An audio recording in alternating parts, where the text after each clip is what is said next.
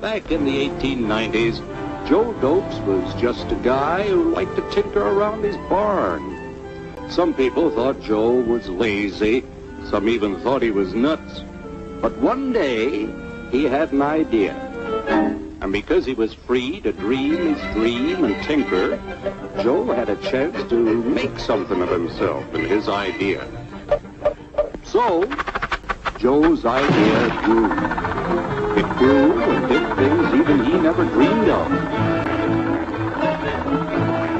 Of course, some people didn't think so much of Joe's idea. But that didn't stop him. Naturally, Joe needed some help. Those things. It makes a virtue of not really having a clear outlook and perspective on what it's trying to do in the world. And that creates problems. It means that people can read into it what they want to read into it. They can say, it stands for this, it stands for that, depending on their own predilections. So it's a problem in that respect.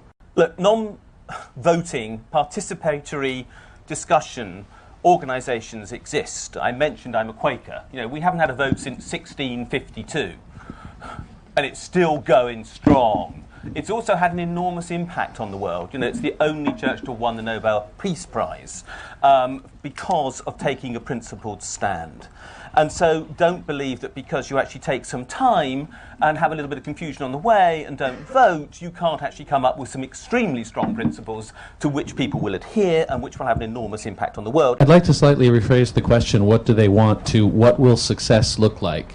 1 year out, 2 years out, 5, 10, 20. In terms of concrete, I mean, these generalities, we hate the 1%, it's a load of crap bull, I don't want to waste time on it. Can I pose an answer to the question, what would it look like? It will not look like anything you expect it to look like. I'm sure there are other people in this room who, like me, were in Prague, Budapest, Moscow in 1989, where a revolution started and spread in each of those places without Facebook, without Twitter, without any of those things, but with the one characteristic that unifies all the things that are going on at the moment, which is a sense of disempowerment. That is what is actually informing all the various occupies that are happening. And therefore, it's a stupid question to ask, what do you want? Because the answer is, we want empowerment. Yeah. We feel disempowered. Can I just put this, if we can't sort of say what success looks like, I think the question about what the next step is and how you move from where we are now, what is the next step? What are your thoughts on that? On October the 15th, where I had to get back into the kettle because I'd been out and I had to get back. And when I was there before, there was some idea there were a few people there who knew a little bit more about what was going on than everybody else. When I came back, the thing was organising itself, and it was a beautiful, beautiful thing. What we're doing at Occupy is people are organising themselves in an autonomous way without the need for hierarchy. And they're working incredibly efficiently. We've got a hell of a lot done in 2 weeks, and we're starting to direct our attentions to policy. We've just set up our first policy working group. So the ease with which this happens and the way people are learning about how to organise themselves is, to me, that in as much as I can talk about where it's going to go, it's that, because I think there's something very natural and something very spontaneous that's quite powerful. And I think actually that new kind of social organisation is the best guide of where it's going to go. With regards to what next, it's about addressing people's material concerns. I think overwhelmingly in this country, that's about space, i.e. housing, and it's about debt. These are the two massive twin problems of neoliberalism. Also about the decommodification of everyday life. Another third one, about giving people meaning to their lives. So I would say what's of utter importance is a housing movement, a movement for the redistribution of land, and also about the revivifying of democracy. So I would support a referendum on EU membership, and I would demand also a referendum on the banking bailout, where the taxpayer should get it back and let those banks go to the wall. For the next step, there are actually some concrete proposals coming out of the US. So one of those concrete proposals is that every congressional district will elect 2 representatives for the Occupy movement, who will then go to Pennsylvania and have, if you like, a sort of constitutional convention, which is a tradition for the US in Pennsylvania. and they will present a list of grievances that had come forth, that had been nominated, and those lists of grievances, which can include solutions, will be voted on. And I think that is actually the next step forward. It is to get a democratic mandate. Okay. It is to gain the perception of democratic legitimacy, which then gives a method for pushing something forward. Okay, But if you genuinely want to change things, and if you genuinely believe that you are representing the 99% of the country who don't have a voice, then stand. Get involved in the system of democracy that we already have. Because if you have 99% of people on your side, you're going to win a landslide and you're going to be in power, and you can make these changes instead of just these vague, vacuous statements about what you want. I think when you say that if 99% of people believe something, it happens, well, who here doesn't like spam in your email box? I suggest it is vastly more than 99% of the community who doesn't want spam, and yet spam continues every hour. And so spam is one of those things that we are all affected individually.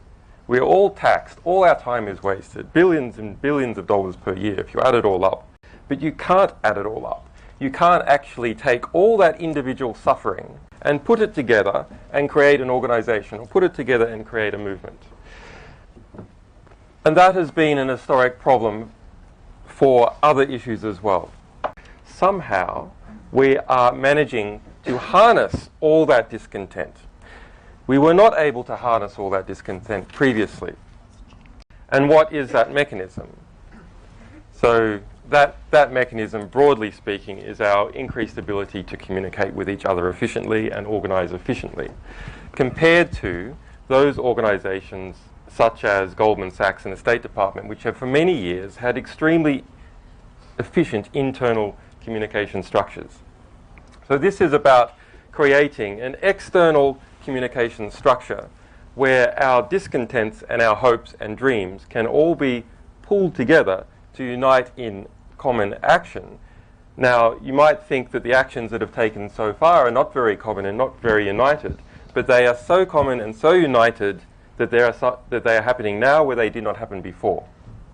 What is this movement going to do? It's going to liberate people to think differently. But the point is that that is going to morph the political debate. We're not going to see at the next general election, I hope, parties which offer basically two policies which were so similar that the choice between them was so damn hard we ended up with a coalition government that nobody wanted. We're going to have some distinct difference available because it is very apparent that there are marked camps inside society, and politics will begin to reflect that again, and some of it will come out in the terms of real choice about an alternative.